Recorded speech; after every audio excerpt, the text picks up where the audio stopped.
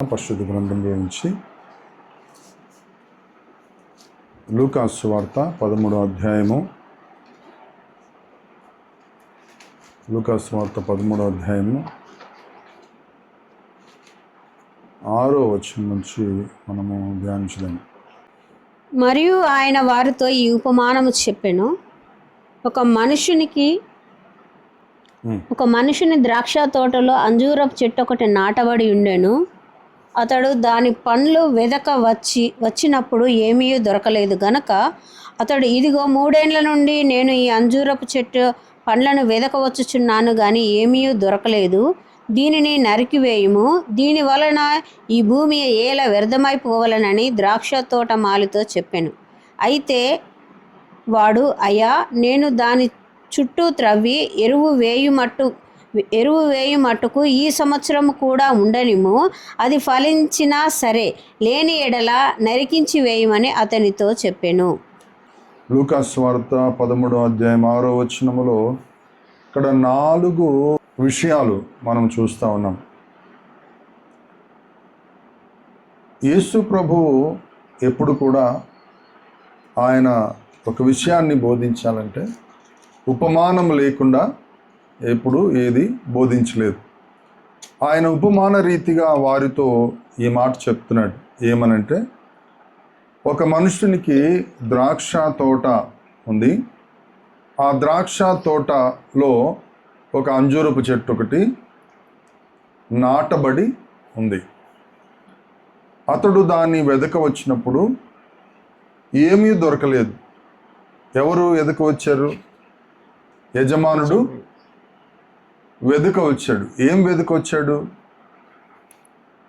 అతడు దాని పండ్లు వెదక వచ్చినప్పుడు, ఫలాలు వెతకడానికి యజమానుడు వచ్చాడు. తన తోట ఎలా ఉందో చూద్దామని వచ్చి ద్రాక్ష చెట్లను చూడట్లా, ద్రాక్ష తోటను చూడట్లేదు. కానీ ఆయన ప్రత్యేకించి ఆ ద్రాక్ష తోట మధ్యలో నాటబడిన అంజూరపు చెట్టును చూస్తూ వస్తున్నాడు. ఆయన అప్పుడే మొదటిసారి కాదు వచ్చింది గనుక అతడు, ఇదిగో 3 ఏండ్ల నుండి నేను ఈ అంజూరపు చెట్టు పండ్లు వెతుకు వస్తున్నాను. ఎన్నిసార్లు చూశాడంట? 3 సంవత్సరాలు. ఆయనే దానికి అవకాశం ఇచ్చాడు. నెక్స్ట్ ఇయర్ కాస్త చూద్దామని. అంజూరపు చెట్టు ఏపుగా పెరిగింది, చక్కగా ఉంది. దాని పండ్లు వచ్చాయేమో, పండ్లు కాసాయేమో అని దాన్ని వెతుకుతూ వస్తున్నాడు. అంజూరపు చెట్టులో ఎక్కడైనా ఫలం ఉందేమో అని వస్తూ ఉన్నాడు. అక్కడ ఒక వ్యక్తి ఉన్నాడు. ఆ తోటకి ఒక తోటమాలిని పెట్టాడు, సేద్యపరచడానికి, దాని బాగోగులు చూడడానికి, దాని కాపలాగా ఉండడానికి, దాని మీద శ్రద్ధ వహించడానికి ఒక తోటమాలిని ఆ యజమానుడు పెట్టాడు.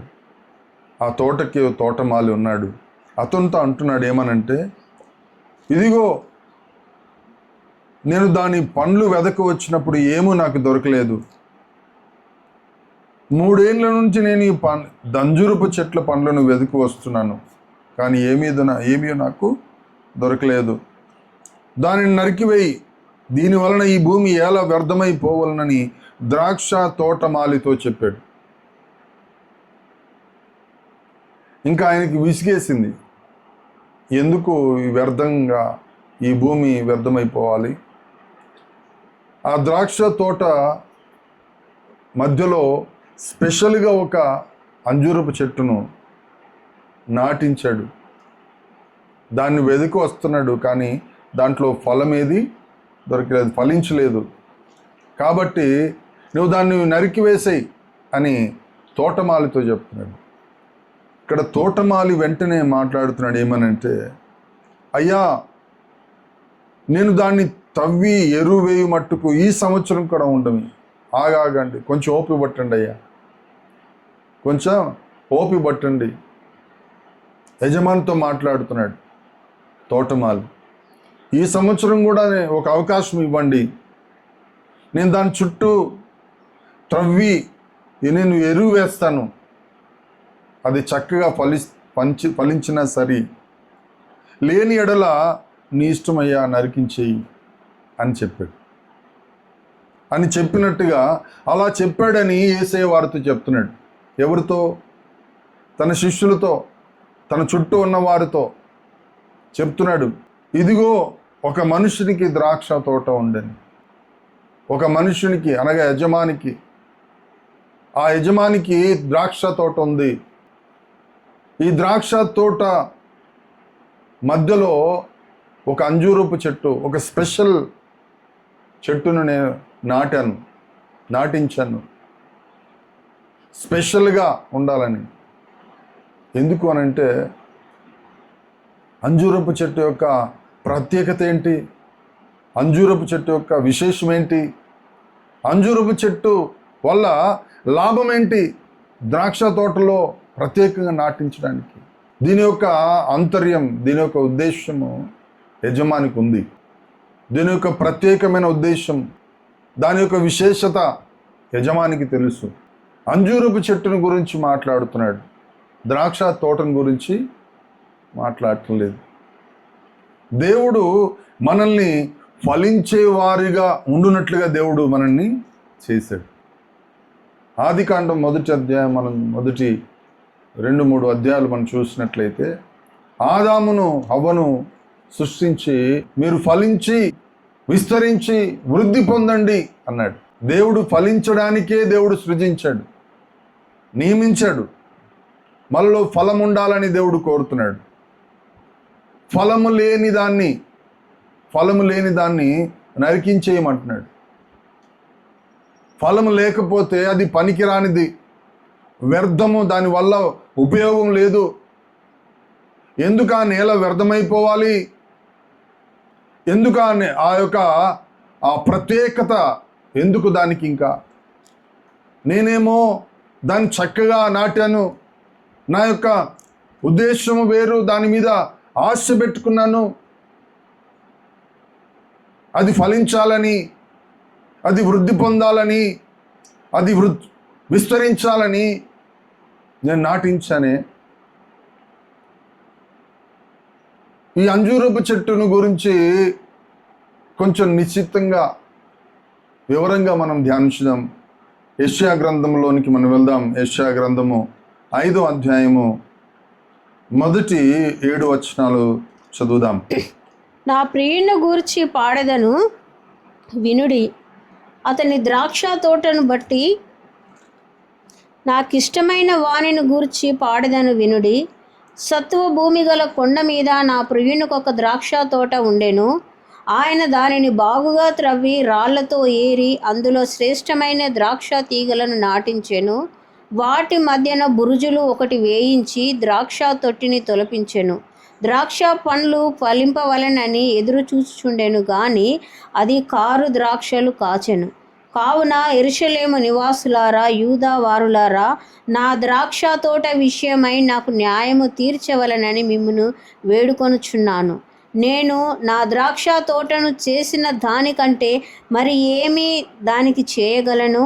అది ద్రాక్ష పండ్లు కాయునని నేను కనిపెట్టినప్పుడు అది కారు ద్రాక్షలు కాయుటకు కారణమేమి?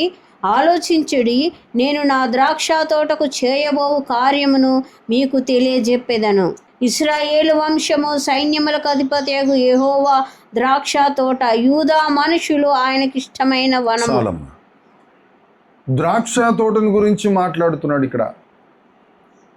ద్రాక్ష తోట మధ్యలో అంజూరపు చెట్టు ప్రత్యేకత దేవుడు మనకు నేర్పించాలని.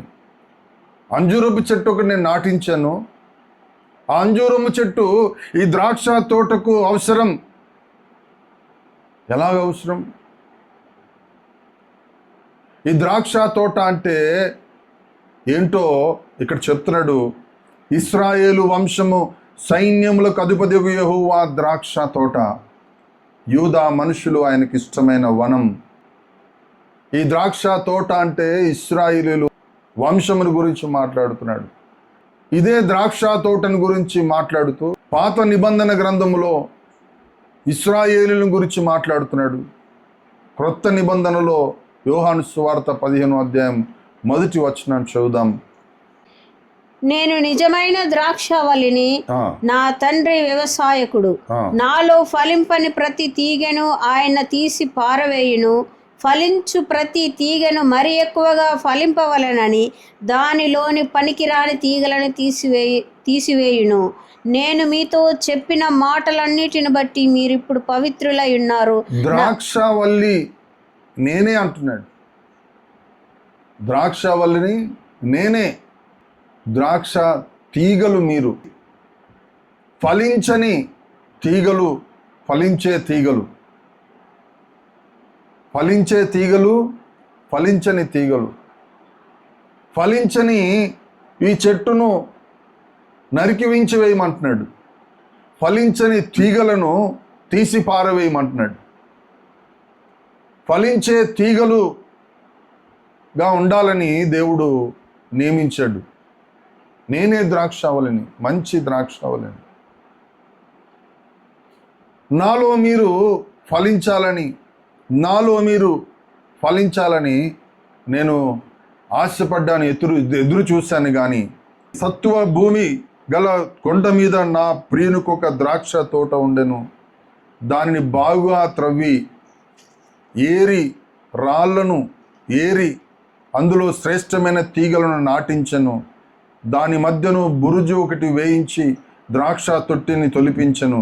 ద్రాక్ష పండ్లు ఫలించవలని ఎదురు చూచుచుండెను, కానీ అది కారు ద్రాక్షలు కాసెను.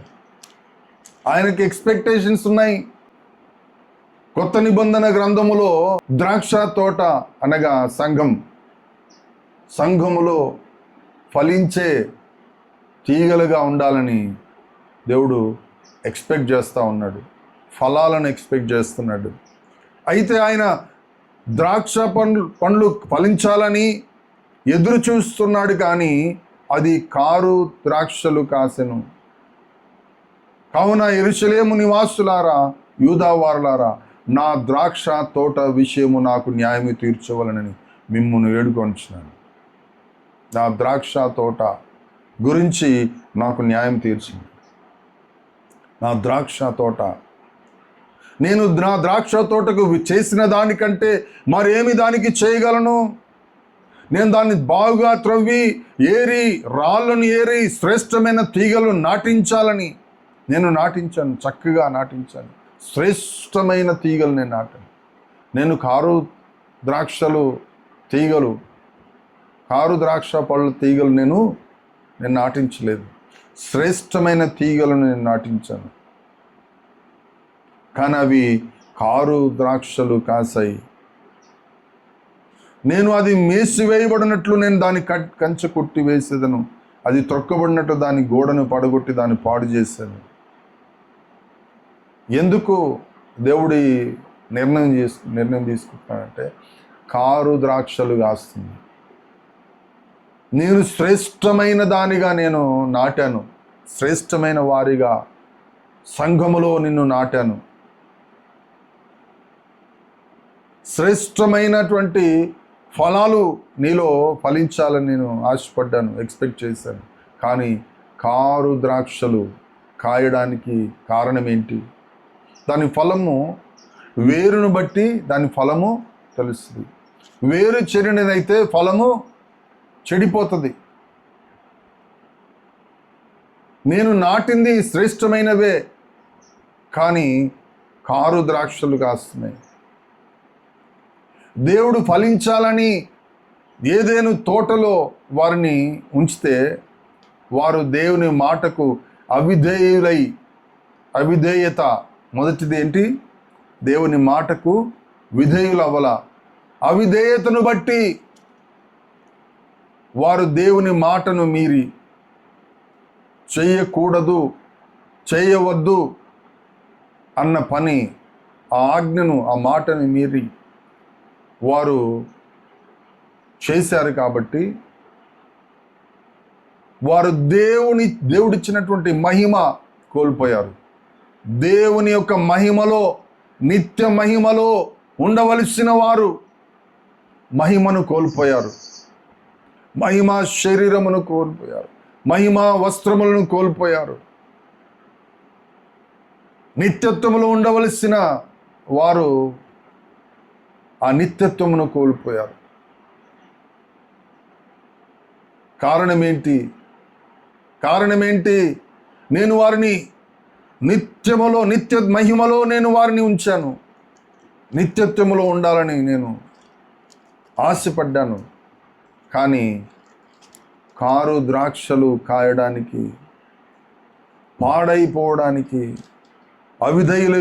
విధేయులైపోవడానికి కారణం ఏంటి? దురాశ గర్భమును ధరించి పాపమును కన్నును, పాపము పరిపక్వమై మరణాన్ని కన్నుంది. మనిషిని పాడు చేసేది అవిధేయత, అహంకారము, గర్వము.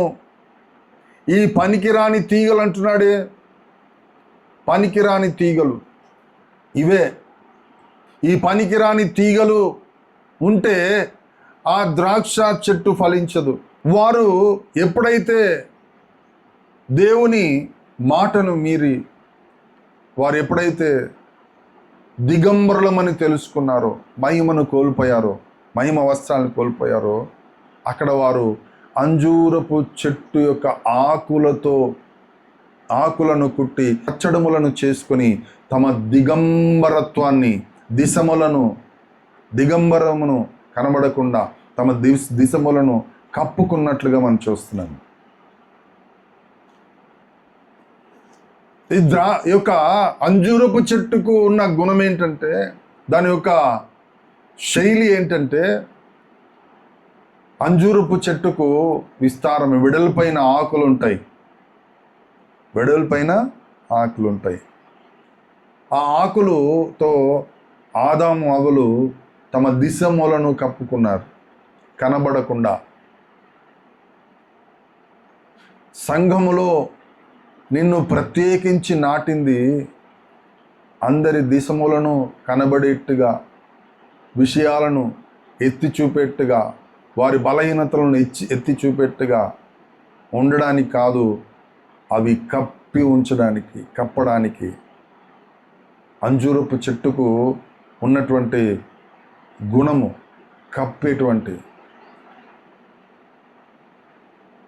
ఆయన నీ పాపములను మరెన్నడూ నువ్వు జ్ఞాపకం చేసుకునకుండా సముద్రం యొక్క అగాధములు నేను పడవేసి తిని అంటాడు. మరెన్నడూ జ్ఞాపకం మాటికి వారి తప్పులను ఎత్తి చూపిస్తూ వాళ్ళని బలహీనపరిచేవారుగా ఉండకూడదు, వాళ్ళని బలపరిచేవారుగా ఉండాలి. సడలిన మోకాలను బలపరచుడి అని. సడలిన మోకాళ్ళు, విశ్వాసములో సడిలిపోయిన వారిని బలపరచడానికి కొందరిని అంజూరపు చెట్టు వలె దేవుడు నాటాడు. నీవు ఫలించాలి, అనేకుల యొక్క పాపము నుంచి విడిపించి రక్షణను నడిపించడానికి. ఇదే అంజూరపు చెట్టుకు మరొక గుణం ఉంది. హిజ్కియాకు మరణకరమైన రోగం వచ్చింది. మరణకరమైన రోగం వచ్చినప్పుడు అప్పుడు ఆ రోజుల్లో దాన్ని ఏమనేవారంటే, పూర్వకాలములు రాసపుండు అనేవాడు.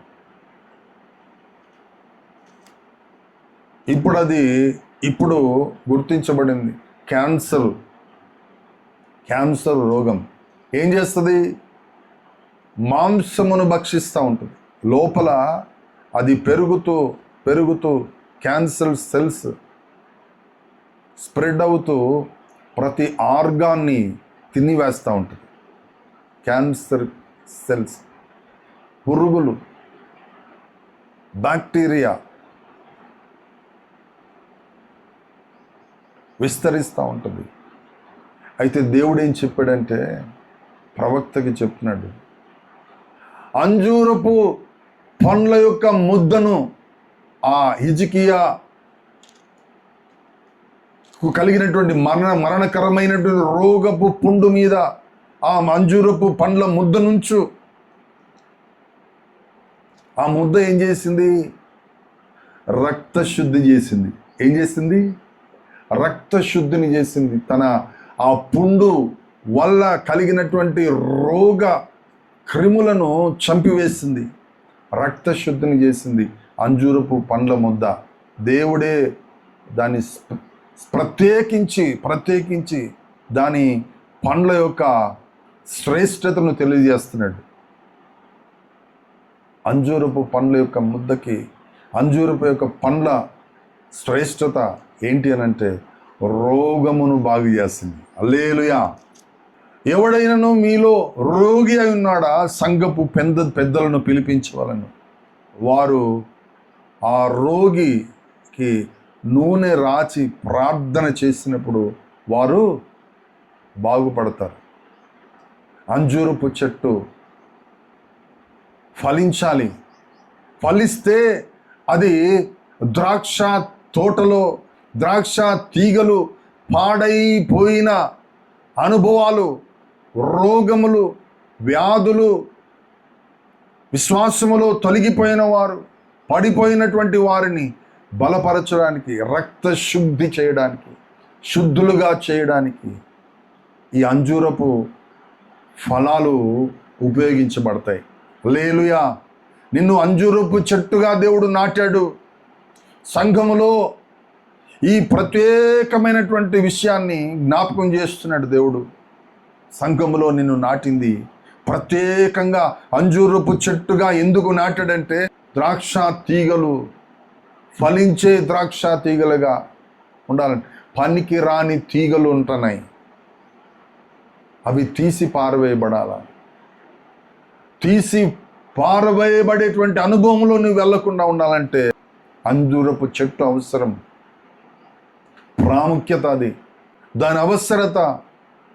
బాగు చేస్తుంది, రోగిని బాగు చేసేటి వాడిగా నీవు ఉండాలి. రోగిగా మార్చొద్దు. ఒక వ్యక్తి బ్యాక్ స్లైడర్ అయితే, మీన్స్ విశ్వాసములో వెనకబడిపోయిన వాడైతే, లోకములో కలిసిపోయినటువంటి వారిని ఆయన వెదక వస్తున్నాడు. నశించిపోయిన వారి యొద్దకే మనుష్య కుమారుడు వచ్చింది. నశించిపోయిన గొర్రెలను వెతికి వస్తున్నాడు. నశించిపోయినటువంటి వారిని, నాశనములో ఉన్న వారిని వెతికి రక్షించడానికి ఈ లోకంలోనికి రక్షకుడు, మనుష్య కుమారుడు యేసుక్రీస్తు ప్రభులు వారు రావాల్సి వచ్చింది. పాడైపోయిన బ్రతుకులను బాగు చేయడానికి, రోగులను బాగు చేయడానికి, వ్యాధిగ్రస్తులను బాగు చేయడానికి, పాప రోగముతో, పాప సంబంధమైనటువంటి రోగముతో నాశనములోకి వెళ్ళిపోయిన వారు, నశించిపోతున్న వారు ఆయన వెతికి రక్షించడానికి లోకంలోకి వచ్చారు. నిన్ను నాటింది ద్రాక్ష తోట మధ్యలో అంజూరపు చెట్టుగా నువ్వు ఉన్నావా? ఆయన ప్రత్యేకించి నాటించింది ఎందుకంటే తీగలు పాడైపోయినటువంటి తీగలుగా ఉన్న వాటిని ఫలించే, బాగు చేసేటువంటి, శుద్ధి చేసేటువంటి వ్యక్తిగా అంజూరపు ఫలం, అంజూరమునే వెతుకుతున్నాడు ఆయన. ద్రాక్ష తోటని వెతకట్లా, ద్రాక్ష తోట గురించి ప్రత్యేకించి మాట్లాడట్లా, అంజూరపు చెట్టు గురించే మాట్లాడుతున్నాడు. నువ్వు ఎలా ఉన్నావు? అంజూరపు చెట్టుగా నువ్వు నాటబడ్డావు. నిన్ను ప్రత్యేకించి నాటాడు ఆయన. Your special one. నీ ప్రత్యేకత, విశేషత. న్యాయాధిపతుల గ్రంథం 9వ అధ్యాయము 10-11 వచనాలు. చెట్లు తమ మీద రాజుగా ఒకనిని అభిషేకించుకొనవలెనను మనస్సు కలిగి బయలుదేరి మమ్మల్ని ఏలుమని ఒలీవ చెట్టు నడగగా, ఒలీవ చెట్టు దేవుణ్ణి, మానవులను దేని వలన నరులను సన్మానించుదురో ఆ నా తైలము నీయక మాని చెట్టు మీద రాజునై ఉండి ఇటు అటు ఊగుచు నేను వచ్చేదనా అని వాటితో అనెను. అప్పుడు చెట్టు, నీవు వచ్చి మమ్మని ఏలుమని అంజూరపు చెట్టును అడగగా, అంజూరపు చెట్టు మీద రాజునయుండి ఇటు అటు ఊగుటకు నా మాధుర్యము, నా మంచి ఫలమును నేను ఇయ్యక మానుదునా అని వాటితో అనెను. సంఘములో నేను నాటింది దేనికోసం? మాధుర్యమును, మంచి ఫలాలను ఇవ్వడానికి. దేవుడు వెదికేది అంజూరపు చెట్టును, ముందుగా వెదికేది. నేను నియమించింది సంఘములో నువ్వు మాధుర్యమైనటువంటి మంచి ఫలమును ఫలించడానికి, అనేకులకు అది ఉపయోగకరంగా, బాగు చేసేదిగా ఉండాలని దేవుడు ప్రత్యేకించి నిన్ను నాటించాడు. కానీ నీవు చాలామంది సంఘములో ఇదే కోరుకుంటారు. ఏమని? పెద్దరికాన్ని కదా, పెద్దరికం చేయడానికి ప్రయత్నం చేస్తూ ఉంటారు. పెద్దరికాలు బాగా, పెద్దరికం ఇవ్వకపోతే చిన్నబుచ్చుకుంటారు.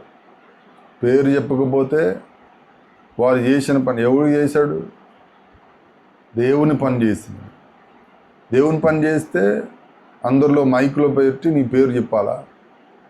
చెప్పాల్సిన అవసరం లేదు కదా. నువ్వు ఎవరికి చేసావు? దేవునికి చేసావు.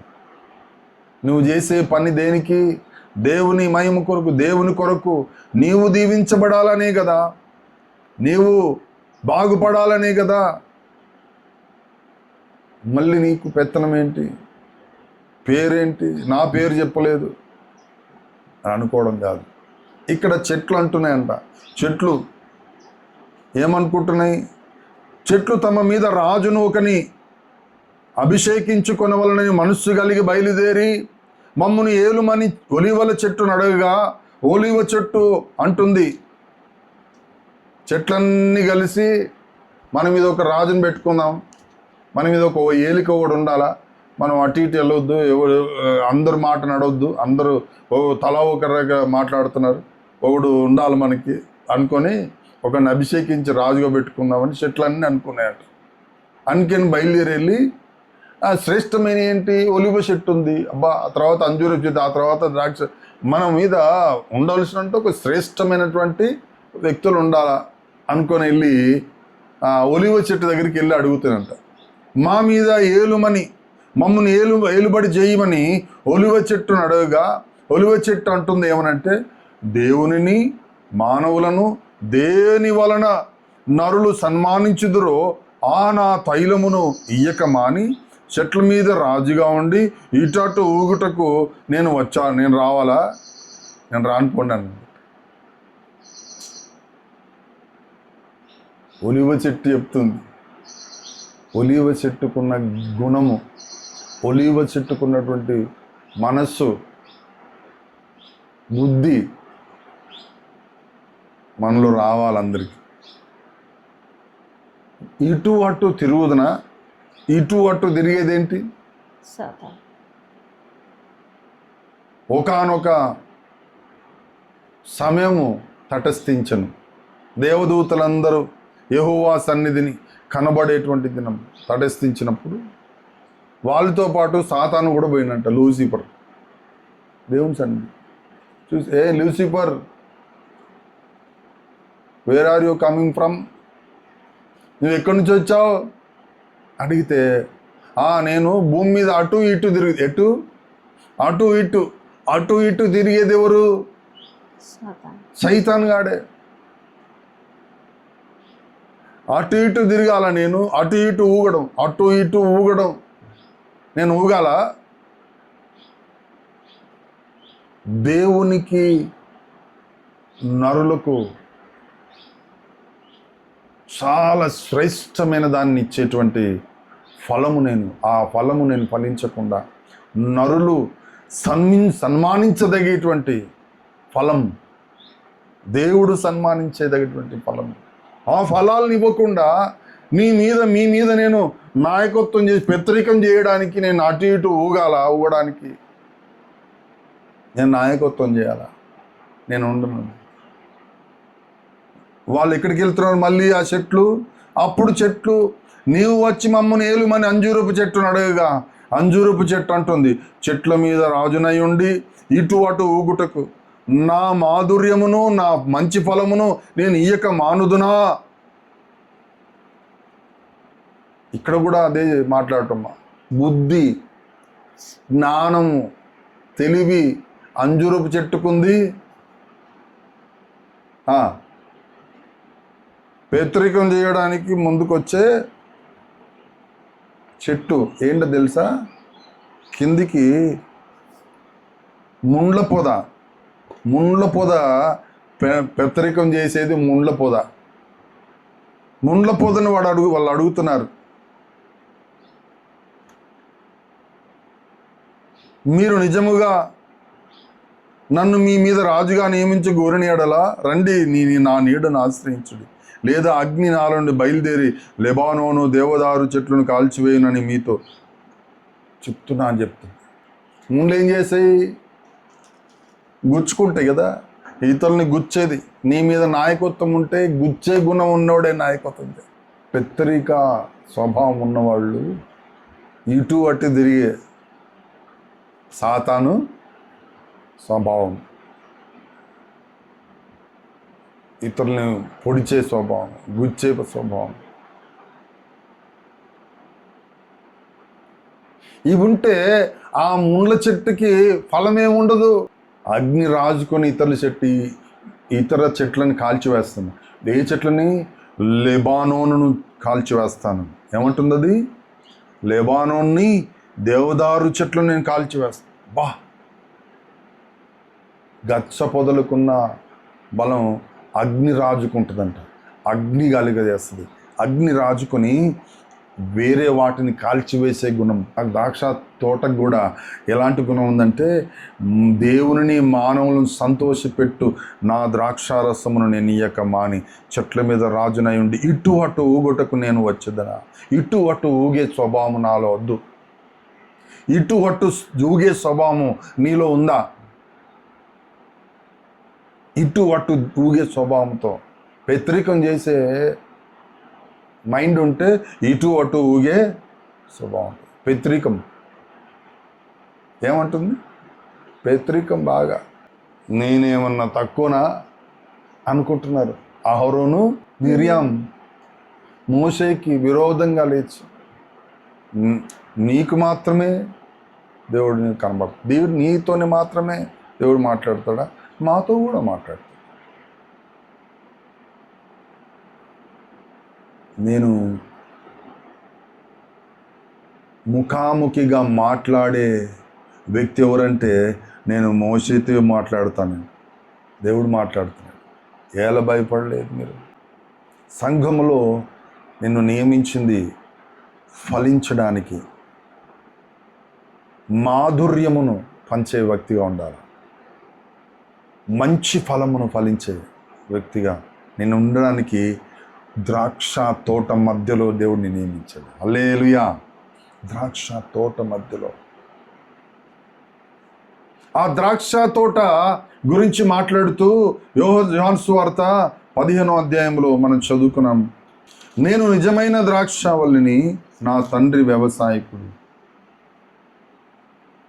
నేను నిజమైన ద్రాక్షావల్లిని, నా తండ్రి వ్యవసాయకుడు. వ్యవసాయకుడు నా తండ్రి చక్కగా నిన్ను పోషిస్తున్నాడు. నీవు ఎదగాలని, వృద్ధి పొందాలని రాళ్లను తీసివేసి చక్కగా నీకు కావలసినవన్నింటితో పోషిస్తున్నాడు. నేను ద్రాక్షావల్లిని. అయితే తీగలు మీరు. నాలో ఫలించని ప్రతి తీగను ఆయన తీసి పారవేయును. ఫలించు ప్రతి తీగ మరి ఎక్కువగా ఫలించాలని దానిలోని పనికిరాని తీగలను తీసివేయను. ఫలించే తీగ మరెక్కువ ఫలించాలంటే పనికిరాని తీగలు తీసేయాలి. పనికిరాని తీగలు నీలో ఏంటో నీకే బాగా తెలుసు ఇతరుల కంటే. పనికిరాని తీగలేంటో తీసేయకపోతే నువ్వు ఫలించలేవు. నీవు బాగా ఫలించాలంటే, మరి ఎక్కువగా ఫలించాలంటే, బహుగా ఫలించాలంటే పనికిరాని తీగలు నీలోంచి తీసి పారేయాలి. పనికిరాని తీగలేంటి? అహంకారం, గర్వం, అవిధేయత, మారు మనసు తగిన ఫలం ఫలించని జీవితం. నీతి ఫలం ఫలించాలి, వెలుగు ఫలం ఫలించాలి, ఆత్మ ఫలము. ఈ ఫలాలన్నీ నీలో నువ్వు బహుగా ఫలించే వ్యక్తిగా నువ్వు ఉండాలంటే పనికిరాని తీగలు నీలోంచి తీసి పారవేయాలి. చదువు మా మాట 3వ వచనం. నేను మీతో చెప్పిన మాటను బట్టి మీరు ఇప్పుడు పవిత్రులై ఉన్నారు. ఏం చెప్పాడు? నాలో ఫలింపని ప్రతి తీగను ఆయన తీసి పారవేయును. పరిశుద్ధాత్మ యొక్క పని అది. ఏం పని? చదువు. నాలో ఫలింపని ప్రతి తీగను ఆయన తీసి పారవేయును. ఎవరు? ఆయన, పరిశుద్ధాత్ముడు. పరిశుద్ధాత్మునికి అప్పగించుకోకపోతే, పరిశుద్ధాత్మునికి అప్పగించుకోకపోతే ఏం జరుగుతుందో చెప్తా. పరిశుద్ధాత్మునికి అప్పగించుకుంటే నీలో ఫలించని తీగలు, పనికిరాని తీగల్ని తీసివేస్తాడు. అప్పగించుకోకపోతే గొడ్డలి ఇప్పుడే చెట్టు వేరును ఉంచబడింది, దాన్ని నరికి పారవేయబడుతుంది. అది అగ్నిలో కాల్చవేయబడ్డానికే, ఇంకా దేనికిని పనికిరాదు. తీగలు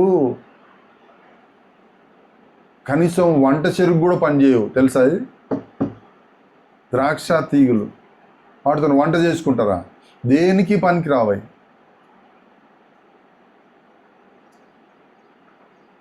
పనికిరాని స్వభావాలు, పనికిరాని మనస్తత్వం, పనికిరాని బుద్ధి, నడవడిక, ప్రవర్తన, పనికిరాని ఇవన్నీ మనలోంచి తీసి, నీవు ఫలించాలంటే, నువ్వు బహుగా ఫలించాలంటే నీకు తెలుసు నీలో పనికిరాని తీగలు నీవు తీసేయాలి, అవి కత్తిరించి వేయబడాలి. అప్పుడు నువ్వు బహుగా ఫలిస్తావు. యజమాని అంటున్నాడు, పనికిరాని తీగలను తీసి పారవేయి. నేను మీతో చెప్పిన మాటను బట్టి మీరిప్పుడు పవిత్రులై ఉన్నారు. హల్లెలూయా. పవిత్రులైన ఈ మాటను బట్టి నా యందు నిలిచి ఉండుడి, మీ యందు నేను నిలిచి ఉంటాను. తీగె ద్రాక్షావళిలో నిలిచి ఉంటేనే గాని తనంతట తానే ఎలాగో ఫలింపదో, అలాగే నా యందు నిలిచి ఉంటేనే కానీ మీరు ఫలించరు. నాలో మీరు నిలిచి ఉండాలి. దేవునిలో నువ్వు నిలిచి ఉంటేనే, క్రీస్తుతో అంటగట్టుబడి ఉంటేనే నువ్వు బహుగా ఫలిస్తావు. క్రీస్తులో అంటగట్టుబడి ఉండాలి. ఫలించక మునుపు నువ్వు చేయాల్సిన పని పనికిరాని తీగలు కత్తిరించుకోవాలి. నాలో పనికిరాని తీగలే ఉన్నాయ్యా. ఇది మన గురించి, సంఘము గురించి యోహాను సువార్త క్రొత్త నిబంధన గ్రంథములో చెప్పబడుతున్న ఈ యొక్క తోట, ద్రాక్ష తోట, ద్రాక్ష తీగలు, ఇవి సంఘముల గురించి, కొత్త నిబంధన సంఘము గురించి మాట్లాడు. మనలో ఆయన కార్యము చేయాలంటే పరిశుద్ధాత్ముడు కార్యం అప్పగించుకోవాలి. పరిశుద్ధాత్ముడు కార్యం చేయాలంటే అప్పగించుకోవాలి. నీవు మాధుర్యమును మంచి ఫలమును ఫలించదువుగాక. హల్లెలూయా. నేను మాధుర్యమును మంచి ఫలమును నేను ఫలిస్తాను, నేను ఫలించక మానను అంజూరపు చెట్టు అంటుంది. నేను ఇటు అటు ఊగే స్వభావము నాకు అవసరంలా, ఇటు అటు తిరిగే మనస్తత్వం నాకొద్దు. అది తీసి పారవేస్తాను. అది నేను విడిచిపెడతాను ఇప్పటి నుంచి, ఈ రోజు నుంచి. ఆ మనస్తత్వము, ఆ చెడ్డుతనము, ఆ చెడ్డ బుద్ధి, ఆ చెడ్డ తలంపులు, ఆ చెడ్డ చూపులు, ఆ చెడ్డ మాటలు, చెడ్డ బ్రతుకు, చెడ్డ ప్రవర్తన ఈ దినం నుంచి నేను విడిచిపెడతాను. తీర్మానం చేసుకోవాలి. పరిశుద్ధాత్మ దేవుడు ఈ దినం నుంచి నీవు ఆశీర్వదించబడినట్టుగా, ఈ దినం నుంచి నువ్వు పవిత్రుడుగా, పవిత్రురాలుగా నువ్వు మార్చబడుతున్నావు. ఈ మాటను బట్టి మీరు ఇప్పుడు పవిత్రులై ఉన్నారు. హల్లెలూయా. నువ్వు తీర్మానం చేసుకుంటే ఇప్పుడు నువ్వు పవిత్రురాలుగా, పవిత్రుడిగా మార్చబడతావు. యేసు రక్తములో అంజూరపు ముద్ద వేయబడిన వెంటనే ఆ రోగి బాగుపడ్డ రీతిని, ఆ మాటను బట్టి నీవు పరిశుద్ధుడిగా మార్చబడుతున్నావు. హల్లెలూయా. ఈ మాటను బట్టి, నీవు తీర్మానం చేసుకున్న తీర్మానమును బట్టి నీలో ఫలం ఆరంభమవుతుంది. నీవు ఫలించడం ఆరంభమవుతుంది. పనికిరాని తీగలు తీసి పారబెడితే నీవు ఫలించడం నువ్వు చూస్తావు. నీ ఫలింపు నువ్వు చూస్తావు. నీ ఫలము ఎలాగుంటుందంటే మాధుర్యంగా ఉంటుంది. నీ ఫలం ఎలాగుంటుందంటే మధురంగా ఉంటుంది, మంచి ఫలంగా ఉంటుంది, మంచి ఫలాలు ఫలిస్తావు. నీ ఫలం ఎలాగుంటుందంటే నరులు సన్మానించేట్టుగా ఉంటుంది. దేవుడు నిన్ను బలా మంచి దాసుడా, బలా మంచి దాసురాలా అని పొగిడేట్టుగా, చెప్పేట్టుగా ఉండాలి నీ ఫలం. ఆయన ఫలం వెదక వస్తున్నాడు. మారు మనసుకు తగిలిన ఫలమును ఫలించాలి, నీతి ఫలమును ఫలించాలి, వెలుగు ఫలమును ఫలించాలి, ఆత్మ ఫలము నీలో అగపడాలి. ఫలము లేకపోతే నరికివేయబడతావు. వరాలు చూడడానికి రావట్లా ఆయన. నీలో వరములు ఉన్నాయా, నువ్వు ఎలా వాడబడ్డావు, నీ వరం ఏంటి అని చూడట్లేదు ఆయన. నీ ఫలం ఏంటి అని వెతుకు వస్తున్నాడు. ఆత్మఫలం ఫలించాలి. మనం ఫలించేవారుగా ఉండాలని ద్రాక్ష తోటలో ఒకే అంజూరపు చెట్టుగా దీన్ని నాటించాడు దేవుడు. మనల్ని ఫలించేవారుగా దేవుడు ఉండాలని దేవుడు నాటించాడు. హల్లెలూయా. మనం ఫలించేవారుగా, ఫలించే చెట్టుగా, మాధుర్యము నీ మాట మాధుర్యం. నీ మాట ఇతరులను గాయపరిచేదిగా ఉండకూడదు, గుచ్చేదిగా ఉండకూడదు, ముళ్ళుగా ఉండొద్దు. నీ మాట మాధుర్యంగా ఉండాలి. నీ మధురమైన మాట, నీ మాటను బట్టి వారు బాగుపడాలి. హల్లెలూయా. ఆయన మాట వారిని బాగుపరిచింది. నీ మాట ఇతరులను బాగుపరిచేదిగా ఉండాలి, స్వస్థపరిచేదిగా ఉండాలి. ఆయన ఒక మాటను స్థిరపరుస్తున్నాడు. హల్లెలూయా. సమూయేలు ఏది పలుకుతే అది దేవుడు స్థిరపరుస్తూ వచ్చాడు. హల్లెలూయా. దేవుడు నియమించాడు. సమూయేలు ఏది పలికితే అది స్థిరపరిచాడు దేవుడు. ఏది చెబితే అది స్థిరపరిచాడు. నీవు అంజూరపు చెట్టుగా, మాధుర్యము, నీ మాట ఇతరులు బాగు చేసేదిగా, శుద్ధి చేసేదిగా, విడుదలనిచ్చేదిగా నీవు కట్టువాడిగా ఉండాలి. పడదోసేవాడిగా, కట్టువాడిగా ఉండాలి. హల్లెలూయా. రండి తల్లు ఉంచుతాం, ప్రార్థన చేద్దాం. అంజూరపు చెట్టుగా దేవుడు నిన్ను నాటాడు. ద్రాక్ష తోటలో ఒక అంజూరపు చెట్టుగా, అంజూరపు చెట్టు అంటుంది, నేను ఫలిస్తాను, మంచి ఫలాలు ఫలిస్తాను, మాధుర్యము ఇచ్చే ఫలము నేను ఫలిస్తాను, మనుషులకి ఆశీర్వాదకరంగా ఉండే వ్యక్తిగా నేను ఉంటాను. నీ ఫలము ఇతరులకి ఆశీర్వాదకరముగా ఉండేట్టుగా దేవుడు చేయునుగాక. నిన్ను దేవుడు అలాగున నియమించునుగాక. నువ్వు ఫలించుదువుగాక. మాధుర్యము నీలో మనలో ఆగపడునుగాక. ఆమేన్. మంచి ఫలములు మనం ఫలించుదుముగా. రండి తల్లి వచ్చి ప్రార్థించుద్దాం.